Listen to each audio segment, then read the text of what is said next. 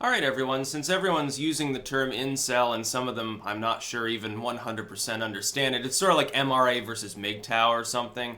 Then we've got the incel community, which a little bit of a misnomer there. I think that it's overblown, and I'm going to get into the hyperbolic side of social panic in the current paradigm as well. But incel means involuntary celibate. And what that is basically is it appears males that they have romantic desires, but they can't fulfill them. They can't get a date, basically. They're socially alienated. Maybe they're too awkward. Maybe they just feel like society has structured things in such a sense that males can't really, they can't do anything. They almost don't dare in some cases. And I do know, I will say this.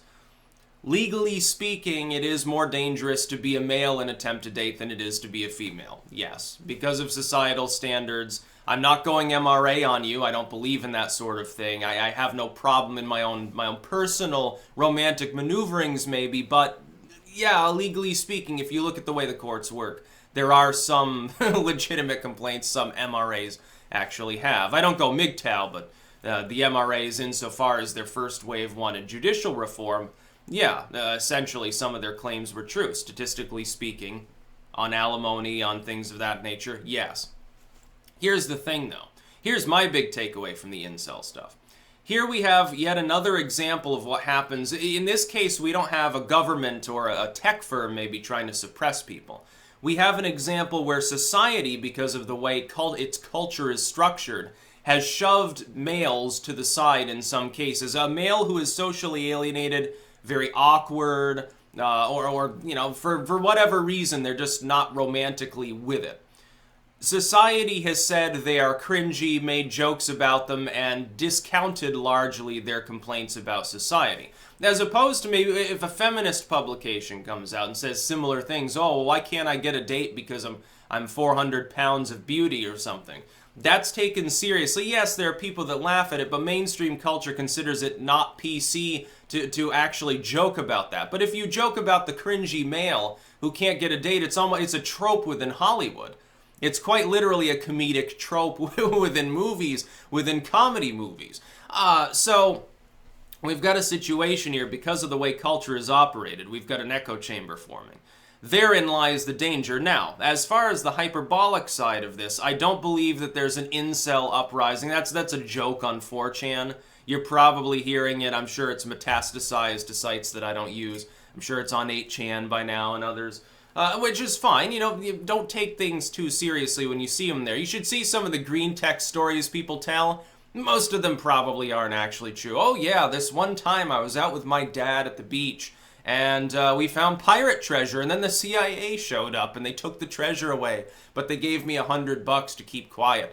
You get stuff like that, basically, if you go there. Especially, go to the paranormal page to X sometime, see what you see. It's hilarious. But, yeah, and it's funny. It's all in good humor.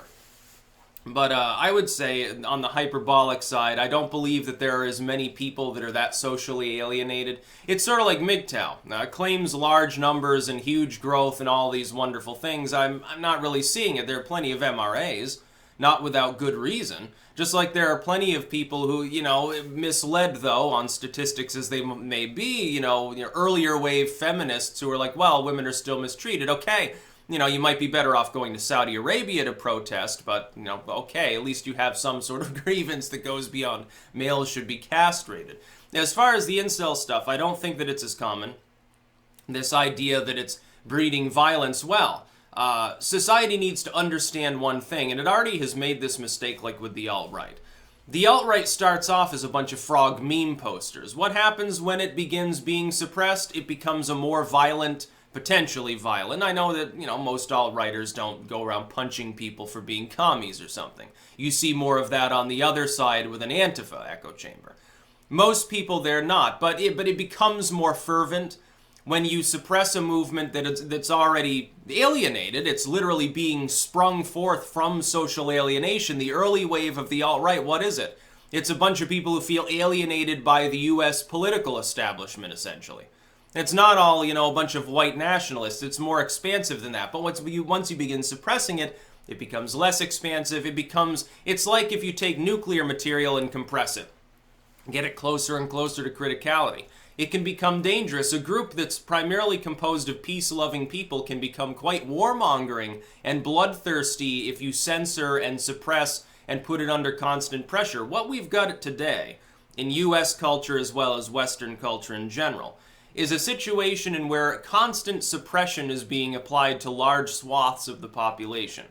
That is, that a person with a wrong-think opinion, now, this gets a little bit off the incel thing maybe, because that's more the pure alienation in its originated form.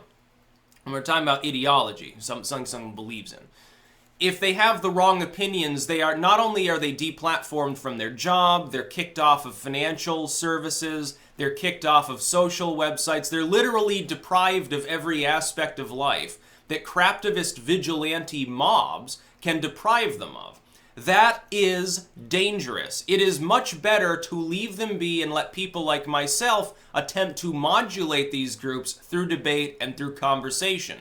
When you drive them underground, though, to a site that's called, the Hitler website or something, it makes it very difficult for people like me to address it directly, and then these same people will attempt to censor us. People who ultimately aren't that far out of the Overton window. I'm on the libertarian end of the spectrum. I have nothing to do with what they're terming extremism in that sense. I can't even debate the subject. I don't even really readily talk about it. This will probably end up being another example. It's like with MGTOW. MGTOW has been suppressed, ridiculed, and called cringe. Now, I do ridicule them myself on an intellectual basis. I say, you're wrong. You look at certain scientific experiments, maybe rat paradise or something, it certainly seems to mimic what we're seeing, and there's overlap between your movement/non-movement and third wave feminism, which I criticize. I consider that a problem. But the thing is, it becomes increasingly difficult because all of the other people in society are trying to suppress them from speaking at all. Therefore, I end up getting lumped in by them with the people trying to suppress them, instead of someone who's more like, hey, I'd rather debate you, but I think you should be able to say what you want at the same time. Then if you don't believe in suppressing them, the people that have formed a sort of mob in order to censor them, they'll say, well, you must be, an ally of theirs. It's like you're a Nazi gatekeeper. It's the enabler argument. It's the guilt by association argument. It's like, famously, and I've recounted this for people, I debate Richard Spencer, #1 stream on YouTube, and all of a sudden people are saying that I'm platforming Nazis. I'm debating him for an hour and a half, but I'm platforming him. By not getting red in the face and logging off and quitting, I'm contributing, I guess, to to his cause. Okay, that's not an intellectually honest argument to make. It's a very dishonest one. But it sticks with some people within culture. Yeah, it sticks. Now, I would say with the incel stuff, we've got people that want to suppress such groups or ridicule them out of existence, constantly harass them. And then you wonder why occasionally one of them snaps. No, it's a natural human reaction. You put someone under enough stress, they will snap. No matter how peaceful they happen to be, the primordial origin of this is nothing more than routine social alienation. Literally talking it out can solve that sort of a problem, but you can't do that now, can you? Because you've created an increasingly hostile, bitter, fractured, and schismatic internet that is increasingly censored and suppressed. It's becoming a problem.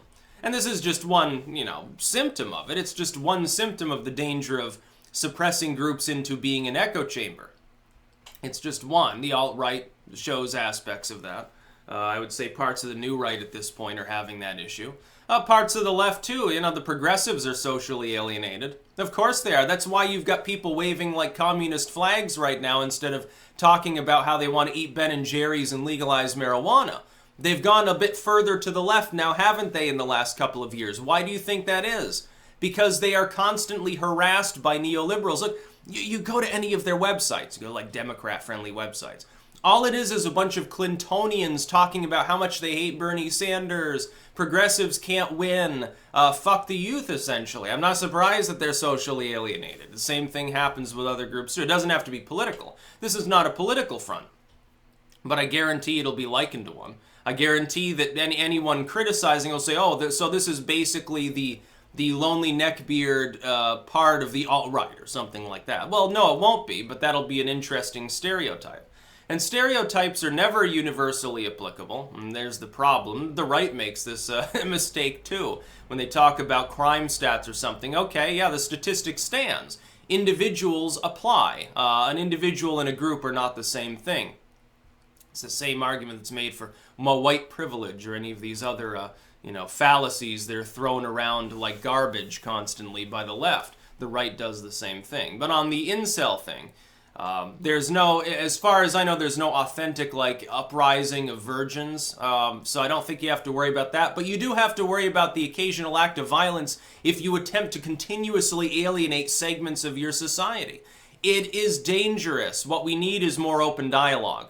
Quite literally, all you have to do is really, really defend free speech, and a lot of these problems are at least somewhat ameliorated.